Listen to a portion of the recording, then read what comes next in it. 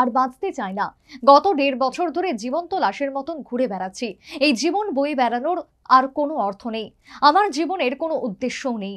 যৌন হেনস্থার শিকার এক মহিলা বিচারপতি। অভিযোগের তীর সংশ্লিষ্ট ঊর্ধ্বতন বিচারকের দিকে।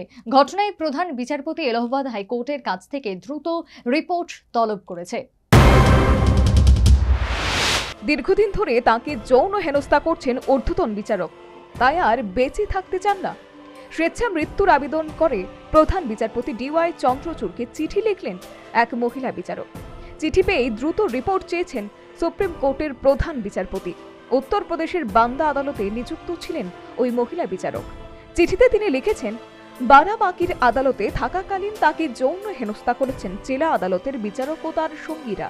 চলতি মাসেই এই ঘটনা নিয়ে তদন্তের দাবিতে এলাহাবাদ হাইকোর্টের দ্বারস্থ হন নির্যাতিতা, কিন্তু তার আবেদনে কর্ণপাত করা হয়নি বলেই দাবি। কমিটির তদন্তেও সুবিচার পাননি মহিলা বিচারক।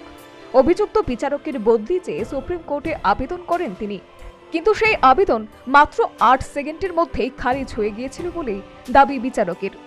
তারপরেই স্বেচ্ছায় মৃত্যুর আর্জি জানান উত্তরপ্রদেশের বিচারক।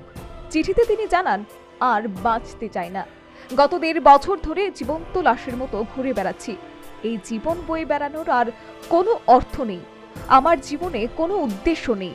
মহিলা বিচারকের এমন আর্জি পেয়ে নড়ে চড়ে বসেন প্রধান বিচারপতি চন্দ্রচূড়। সুপ্রিম কোর্টের সেক্রেটারি জেনারেল অতুল এম কুরহেকরকে নির্দেশ দেন এলাহাবাদ হাইকোর্টের কাছে চিঠি লিখতে হবে।